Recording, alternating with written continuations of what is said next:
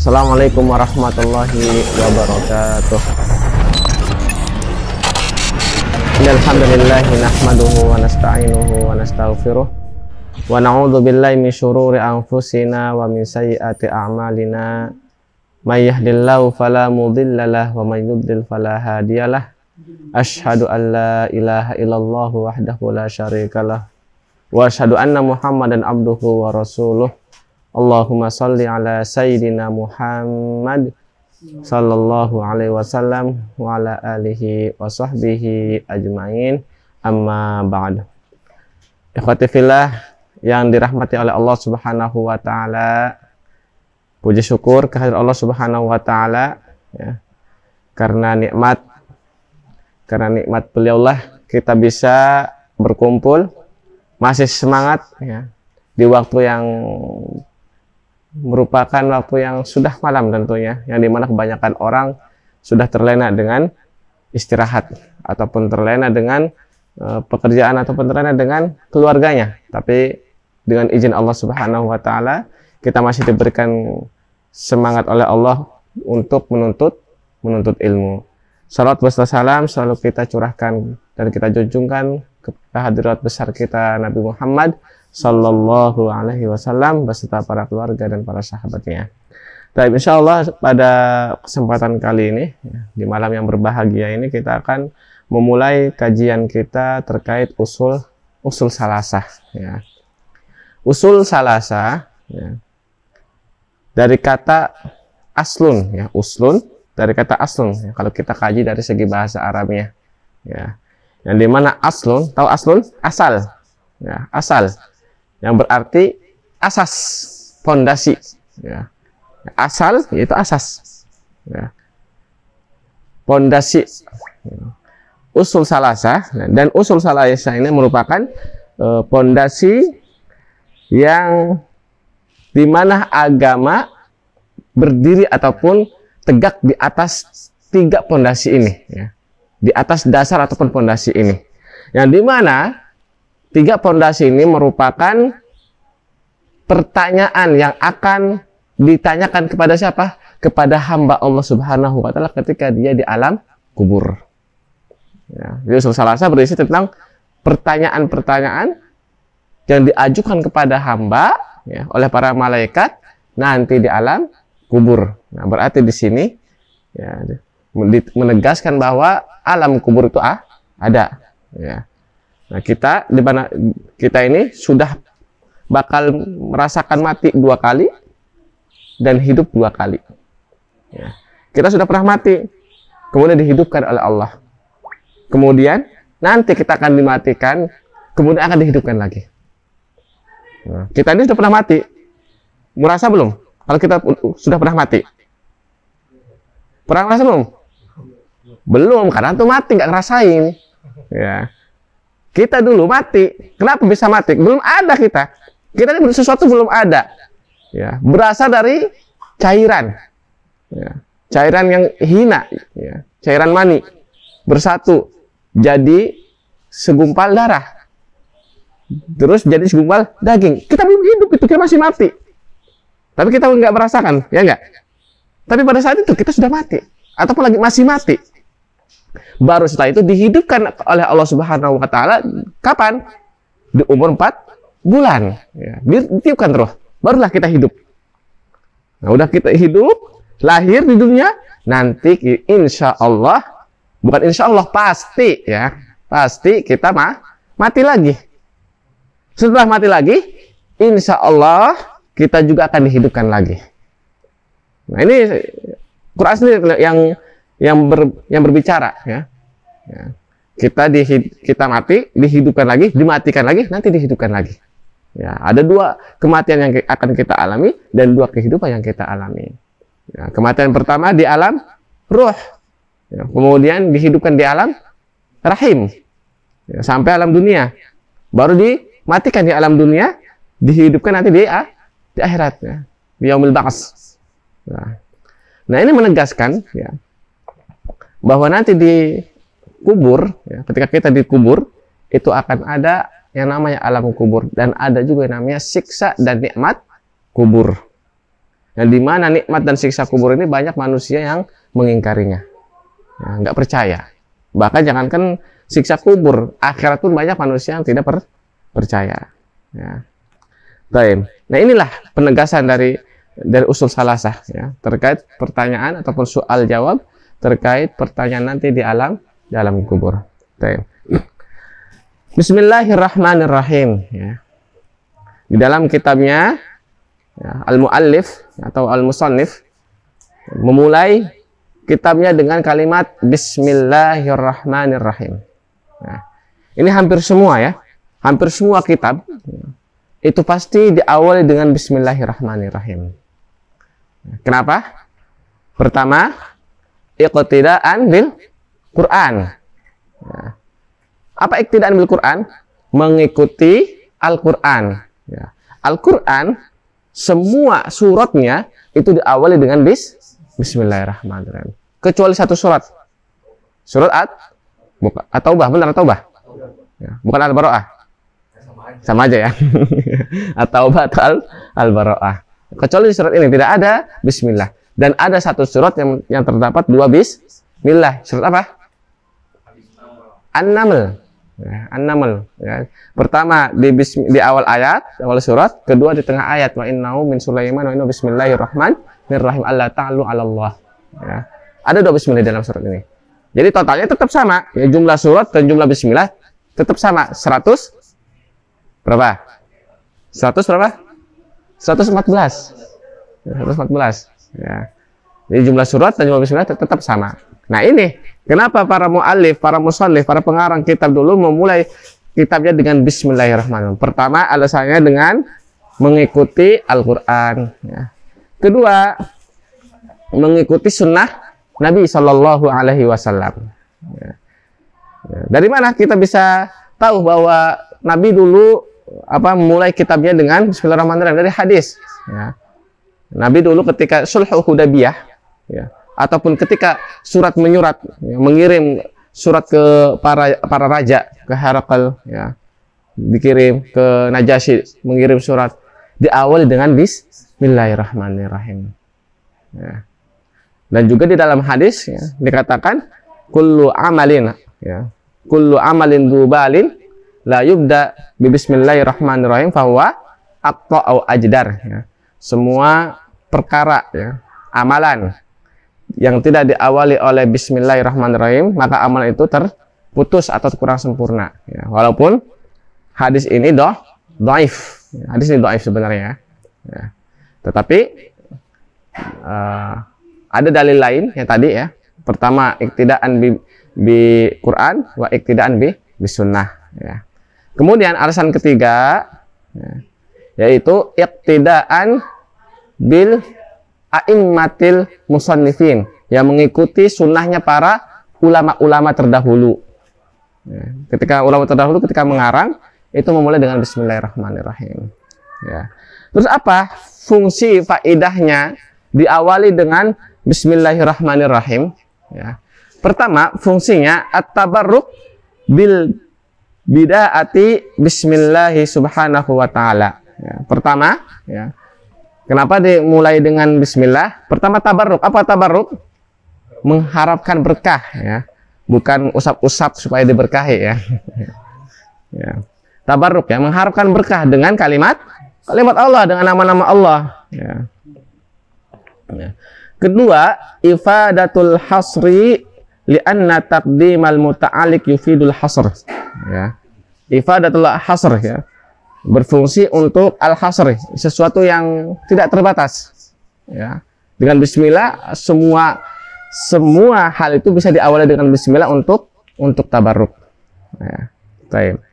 Nah, dari sini juga, ya, kita bisa ambil kesimpulan, ya, bahwa semua hal yang berbentuk tulisan, baik itu kitab, baik itu artikel, baik itu majalah ataupun hal selainnya, selama itu berkaitan dengan agama, disunahkan, disunahkan diawali dengan Bismillah. Ya, kita mau menulis syair, itu dengan Bismillah dulu, baru syair.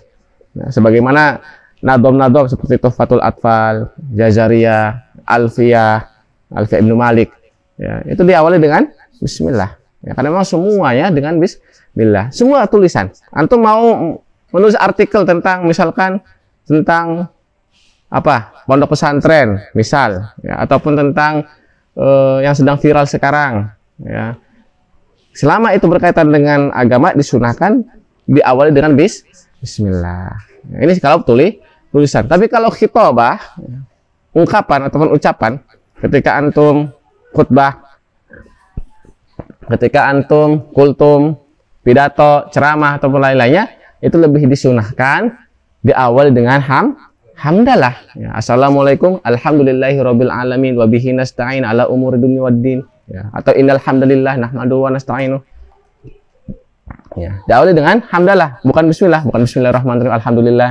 Ya, lebih diafdalkannya, ya, lebih diafdalkannya supaya kita bisa mendapatkan sunnah. Kenapa? Karena Nabi dulu ketika khutbahnya, di dalam khutbahnya itu tidak pernah memulai dengan bismillah, langsung dengan hamdalah. Bahkan di hajatul wada, ya, ketika khutbah di hajil wada, ketika haji, itu dengan hamdalah, tidak dengan bismillah. Begitu juga dengan kultum-kultum beliau, ya. Maka lebih afdolnya diawali dengan hamdalah.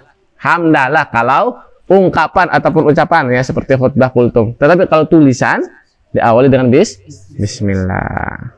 Baik. Bismillah, ya. Allah, ya. Kita harus tahu Allah itu apa, ya. Bukan apa, ya, siapa, ya. Allah adalah alamun alal bari jalla wa ala wa huwal ismul ladzi tattabi'uhu jami'al asma hatta innahu fi qouli ta'ala kitabun anzalnahu ilaika litukhrijan nasa minadh-dhulumati ilan nur bi'idni rabbihim ila siratil azizil hamid Allahul ladzi lahu ma fis samawati wa ma fil ardh, ya. Allah merupakan alam, ya, isim alam. Apa sih isim alam tuh? Ya. Pada dalam bahasa Arab isim alam itu isim yang tidak bisa ditasrif. Nggak bisa ditasrif, ya. Nggak ada duanya, nggak ada tiganya, nggak bisa ditasrif, ya. Namanya isim alam, dan ini merupakan nama biasanya, ya. Biasa nama orang ataupun nama-nama yang bukan nama Arab, itu namanya isim alam, ya. Allah ini adalah nama isim alam, nama alam yang dimana nama ini mencakup semua nama baik Allah Subhanahu Wa Taala, ya. Nama Allah ada berapa? Ada 99 yang dikenal dengan Asmaul Husna. Nah, semua dari sifat ataupun nama-nama Allah dari 99 ini, itu semuanya tercangkup di kalimat Allah. Gitu. Sudah semua tercangkup sifat-sifat ataupun nama-nama tersebut jadi satu dari Allah. Ya. Ya, semua sifat. Nah, ini adalah Allah. Bismillahirrahmanirrahim. Nah, Bismillahirrahmanirrahim. Ar-Rahman Ar-Rahim juga merupakan nama dan sifat Allah. Ya. Tetapi lebih khusus, ya, kalau Allah semua sifat itu, semua sifat Allah, semua nama-nama Allah itu masuk ke dalam nama Allah, ya. Kalau misalnya Ar-Rahman Ar-Rahim lebih khusus, ya. Ar-Rahman dan Ar-Rahim. Apa Ar-Rahman? Pengasih apa penyayang? Ar-Rahman pengasih, ya. Kalau Ar-Rahim penyayang, ya. Rahmah dan mawaddah, ya. Kasih dan sayang. Ya, di sini kasih, Rahman pengasih dan Rahim penyayang. Nah, kalau dari segi teks lafadznya Rahman dan Rahim ini sama, ya. Asal kalimat sama dari rahima yarhamu, ya. Rahima yarhamu, Rahman, Rahiman. Nah, dari asal sama, tetapi ada bedanya. Apa bedanya antara Rahman dan Rahim? Kalau Rahman untuk semua, kalau Rahim untuk orang Islam. Baik, selain itu?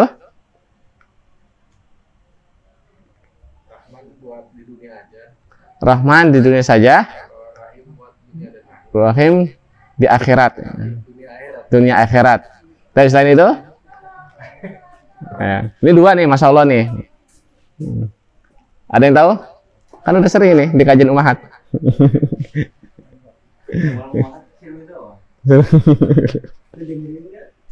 Iya, sering di kajian Ummahat ini Ustaz ulang-ulang mulu nih, Ar-Rahman dan Rahim, ya. Baik, tadi ya, Rahman itu untuk semua, Rahim untuk Muslim. Sedangkan Rahman juga kedua di dunia, sedangkan Rahim di dunia dan akhirat. Ya. Ketiga, Rahman itu sifatul dzat. Kalau Rahim sifatul af'al. Ya. Kalau Rahman, maksudnya apa sifatul dzat? Rahman sifatul dzat itu artinya sudah ada di dzat Allah sendiri. Allah itu sudah maha pengasih. Udah di dzat Allah itu sudah ada pengasih. Kalau Rahim sifatul af'al, pekerjaan Allah. Selain mengasihi sifatnya dan juga menyayang. Ya. Dzat itu udah di dirinya, af'al itu kerjaannya. Ya. Kemudian perbedaan antara Rahman dan Rahim, ya. Kalau Rahman ala wazni fa'lan, ya, wazannya fa'lan. Ya, belajar bahasa Arab ya. Harus tahu nih wazan-wazan. Ya, ketika wazan fa'lan itu berfungsi al-'azmah, azim, mulia atau pengagungan. Ya, fungsinya Rahman itu yang mengagungkan. Ya, kalau Rahim itu kathrah, banyak. Ya, berarti Rahim itu banyak ulas asihnya, banyak sayangnya. Ya, kalau Rahman besar sayangnya. Ya, yang hampir sama sih sebenarnya. Ya. Baik. Paham sini? Ya. Kita baca syarahnya. Ar-Rahman ismun minal asma'il mukhtassah billahi azza wa jal la yatluqu ala ghairihi war-Rahmanu ma'nahul muttasif birrahmah al-wasi'ah. Ya, Rahman merupakan salah satu nama dari nama yang dikhususkan untuk Allah. Ya, ini Ar-Rahman, ada alif lamnya. Ya, semua nama-nama Allah yang ada alif lamnya itu hanya untuk Allah. Jadi kita nggak boleh menamai misalkan anak kita nanti namanya Ar-Rahman, ya, Muhammad Ar-Rahman, nggak boleh, karena ini nama khusus untuk Allah, ya, Ar-Rahman. Ya. La yatluqu ala ghairi war-Rahman ma'nahul muttasif birrahmatil wasi'ah. Dan Rahman artinya itu yang mempunyai sifat rahmah. Tahu rahmah ya? Sifat kasih atau penyayang, al-wasi'ah yang luas. Ya. Jadi Rahman merupakan sifat yang mempunyai ulas asih yang luas. Ya. Ar-Rahim sama. Ya. Ar-Rahim juga sifat yang dikhususkan untuk Allah. Ya. Pokoknya semua 99 ya. Sifat 99 Allah itu dikhususkan untuk Allah, nggak boleh untuk yang lain. Kita nggak boleh ya, menyamai anak-anak kita dengan nama Allah. Wa maknahu dzurrahmatil wasilah. Ya. Kalau Rahim artinya dzurrahmatil wasilah, yaitu yang mempunyai kasih sayang terus berkelanjutan. Wasilah, ya, berkelanjutan. Kalau tadi wasi'ah, luas, ya, Rahman luas. Ya, kalau Rahim yang berkelanjutan. Ya.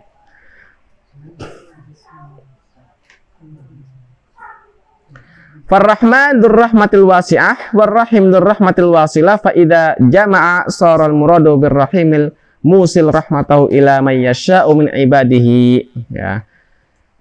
Ya, kalau kalimat Rahman dan Rahim ini ya, bersatu dalam satu kalimat, ya, artinya al-murad birrahim al-musil rahmatuhu, yaitu orang yang rahim, yang kasih sayang, yang dimana kasih sayangnya ini selalu berkelanjutan kepada siapa yang Allah kehendaki kepada hamba-hambanya. Ya. Sebagaimana Allah Subhanahu wa taala berfirman, yu'adzibu may yasha'u wa yarhamu may yasha. Ya, Allah mengadab siapa saja yang beliau kehendaki dan memberikan rahmat, mengasihi siapa yang Allah kehendaki.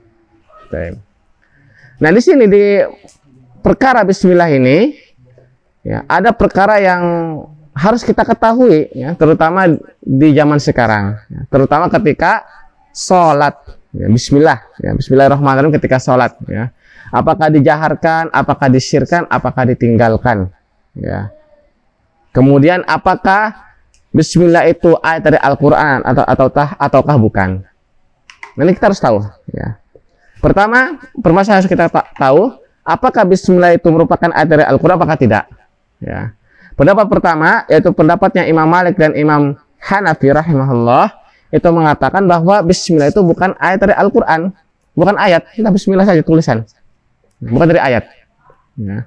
Sedangkan Imam Syafi'i rahimahullah mengatakan bahwa bismillah itu adalah ayat pada surat Al-Fatihah dan pada sebagian surat, tidak semuanya. Nah, ini Imam Syafi'i ya. Imam Syafi'i mengatakan bismillah itu merupakan ayat di dalam surat Al-Fatihah dan di sebagian surat lainnya, tapi tidak semuanya, sebagian saja. Ya. Kemudian Imam Ahmad rahimahullah ya, mengatakan bahwa bismillah itu ayat mustaqillah, ayat tersendiri di luar dari surat. Ya. Ayat tersendiri. Ya. Sedangkan jumhur mengatakan, jumhur ulama mengatakan bahwa bismillah adalah ayat min kulli suwar ma'adal bara'ah. Ya. Bismillah adalah ayat dari setiap surat kecuali surat Al-Bara'ah. Ya. Dan juga ada perbedaan juga pada soal Al-Fatihah. Ya. Kalau Imam Syafi'i, bismillah itu bukan dari surat Al-Fatihah, tapi Imam Syafi'i ya benar. Imam Syafi'i mengatakan dari surat Al-Fatihah, bismillah itu bukan dari surat Al-Fatihah. Jadi ayat pertama di surat Al-Fatihah itu bismillah. Nah, sebagian ulama ya, termasuk Imam Syafi'i itu mengatakan bismillahirrahmanirrahim itu ayat pertama. Baru alhamdulillahirabbil alamin ayat kedua. Ar-Rahmanir-Rahim ayat ketiga. Malik Yaumiddin ayat keempat. Iyyaka na'budu wa iyyaka nasta'in ayat ke-5. Ihdinas siratal mustaqim ayat ke-6. Siratal ladzina an'amta 'alaihim ghairil maghdubi 'alaihim waladdallin ayat ke-7. Ya. Sebagian ulama lagi yang mengatakan bahwa bismillah itu bukan dari ayat Al-Fatihah. Berarti bagaimana hitungannya? Tetap 7, sama-sama 7 tetap, ya. Bukan di sakta, di waqaf siratal ladzina an'amta 'alaihim. Di sini ayat ke-6. Ya. Ayat pertamanya alhamdulillahirabbil alamin, ayat pertama. Ar-Rahmanir-Rahim ayat kedua. Malik Yaumiddin ayat ketiga. Iyyaka na'budu wa iyyaka nasta'in ayat keempat. Ihdinas siratal mustaqim ayat kelima. Siratal ladzina an'amta 'alaihim ayat ke-6. Ghairil maghdubi 'alaihim waladdallin ayat ke-7. Tapi tetap 7 ayatnya. Enggak ada yang khilaf ayatnya. Nah, baru permasalahan membaca bismillah ketika sholat. Nah, di sini ada 3 pendapat. Ada yang menjaharkan, ada yang mensirkan, ada yang meninggalkan. Ya. Yang menjaharkan yaitu Imam Syafi'i rahimahullah. Yang mensirkan itu Imam Ahmad dan Imam Malik. Ya, Imam Ahmad dan Imam Malik. Yang meninggalkan tidak dibaca sama sekali itu Imam Hanafi rahimahullah. Ya. Baik.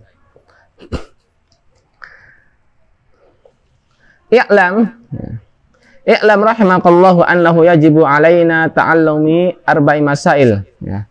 Al-ula al-ilmu wa huwa ma'rifatullahi wa ma'rifatu nabiyhi wa ma'rifatu dinil islami bil adillah. Wa thaniyah al-amalu bih. Wa thalithah ad-daw'a ilaihi. Wa rabi'ah as-sabru 'alal adza fih. Ya. Di sini al-muallif atau al-musannif rahimahullah mengatakan, "I'lam, ketahuilah rahimakallah, semoga engkau dirahmati oleh Allah Subhanahu wa taala." Nah, ini merupakan salah satu metode mengajar ataupun metode berdakwah. Ketika kita ingin berdakwah harus dengan lemah lembut, ya. I'lam rahimakallah, ketahuilah wahai semoga engkau dirahmati oleh Allah. Didoakan dulu, ya, supaya yang didakwahi ataupun santri misalkan murid yang kita ajarkan itu merasa fokus, ya. Karena i'lam, ketahuilah, ada yang harus diketahui nih, ya. Tidak langsung ini gini, nggak bakal didengar, ya. Tapi ketika bilang i'lam, ketahuilah, ya. Perhatikan, ya. Pasti murid akan memperhatikan, ya. Tapi kalau nggak dibilang perhatian, belum tentu murid itu memperhatikan di awalnya, ya enggak. Apalagi didoakan, rahimakallah, semoga engkau dirahmati oleh Allah. Ini juga salah satu sifat seorang dai, ya, harus mempunyai sifat lemah lembut kepada yang didakwahi. Ya, jangan langsung ayo ikut sholat, ayo ikut ini, kalau enggak pukul, kalau enggak bakar, kalau enggak bacok, enggak, ya. Doakan, ya. I'lam rahimakallah, semoga engkau dirahmati Allah. Annahu yajibu alaina ta'allumi arba'i masail, ya. Bahwa sesungguhnya diwajibkan kepada kita untuk mempelajari 4 permasalahan. Pertama, al-ilmu, ya, belajar, ya. Ya, belajar apa? Belajar ma'rifatullah, mengetahui Allah Subhanahu wa taala. Kedua, belajar mengetahui nabinya. ketiga, belajar mengetahui agama Islam dengan dalil. Ya, bukan agama Islam dengan apa? Perasaan, ya, baperan, ya, atau dengan ya kata ini kata pulan ya, tapi harus dengan dalil. Ya. Baru kedua, ya, beramal. Setelah berilmu, kita harus belajar beramal. Nah, ketiga, setelah kita belajar beramal, belajar mendakwahi apa yang telah kita pelajari dan kita amalkan. Baru terakhir, yaitu sabar. Sabar ketika kita berdakwah. Karena ketika kita berdakwah belum tentu langsung diterima oleh orang. Ya, taib. I'lam, ya, ketahuilah, ya. I'lam dari kalimat alima ya'lamu ilman, ilmu, ya, ilmu, ya. Nah, ilmu hukumnya apa sih? Wajib. Serius? Ya. Fardhatun ala kulli muslimin wa muslimah, wajib. Taib. Wajib apa? Enggak semuanya wajib juga. Nah, ilmu sains fardu kifayah. Tapi ilmu selain sains? Kalau ilmu agama bagi muslim wajib. Ilmu agama wajib. Ya. Hah? Fardu kifayah. Tapi ilmu, ya. Ilmu hukumnya ada yang fardu kifayah, ada yang fardu ain, ya. Kenapa? Tergantung orang. Enggak, ini udah tentuin. Ya, ini tergantung orangnya. Udah tentuin ini mah, ya. Ilmu ada yang fardu kifayah, ada yang fardu ain, ya. Yang fardu kifayah, ya, dibagi menjadi dua. Ya. Yang fardu kifayah dibagi menjadi dua. Ilmu syar'i dan ilmu ghairu syar'i. Ya, ilmu syar'i dan ilmu non syar'i. Ya. Enggak apa-apa tulis ya? Enggak boleh, enggak apa-apa lah. Ya. Paham langsung ya? Kayak Imam Syafi'i langsung hafal ya. Ya. Jadi ilmu dibagi menjadi dua, ya, fardu kifayah dan fardu ain. Fardu kifayah dibagi menjadi dua juga, ya. Ada yang ilmu syar'i dan ada ilmu yang non syar'i, ya, ghairu syar'i. Ilmu syar'i, ya, ilmu syar'i yang hukumnya fardu kifayah, ya, ilmu syar'i yang hukumnya fardu kifayah itu seperti ilmu faraid. Apa faraid?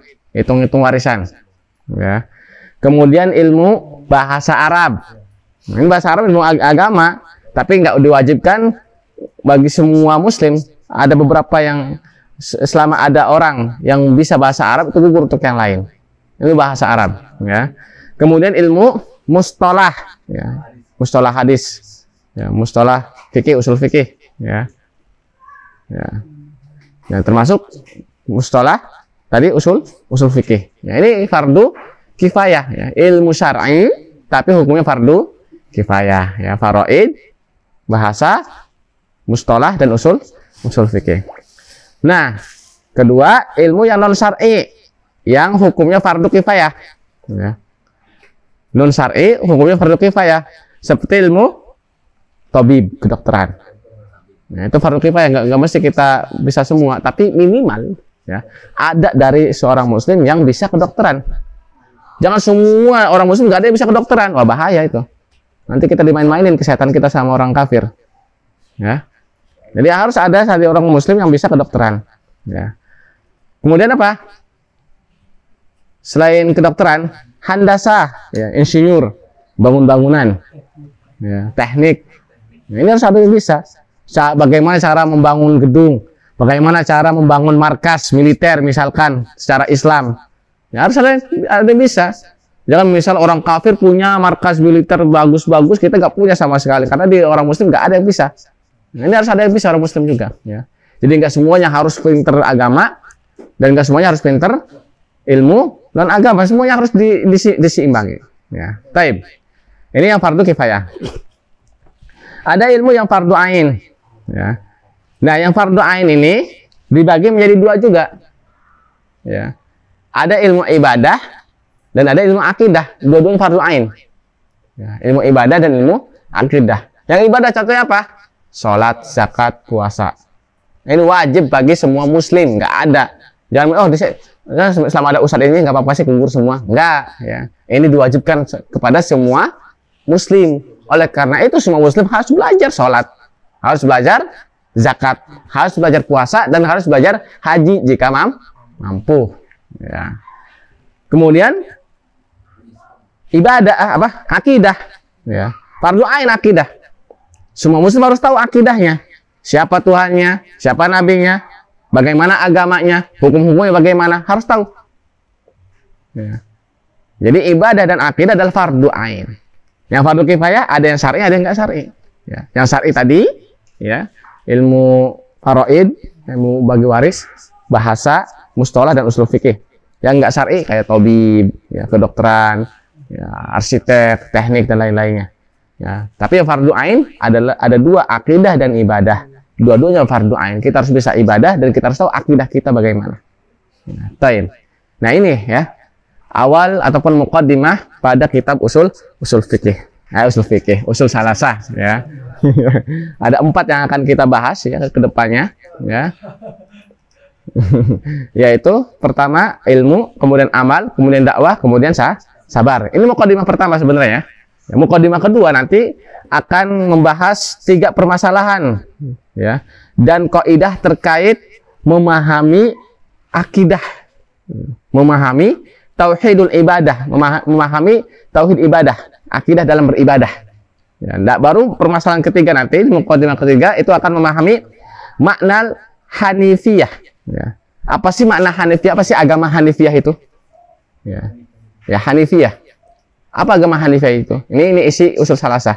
Baru keempatnya itu membahas usul salasahnya, yaitu pertanyaan-pertanyaan yang akan ditanyakan di alam kubur ya, terkait Tuhannya, terkait nabinya, dan terkait agama Islam.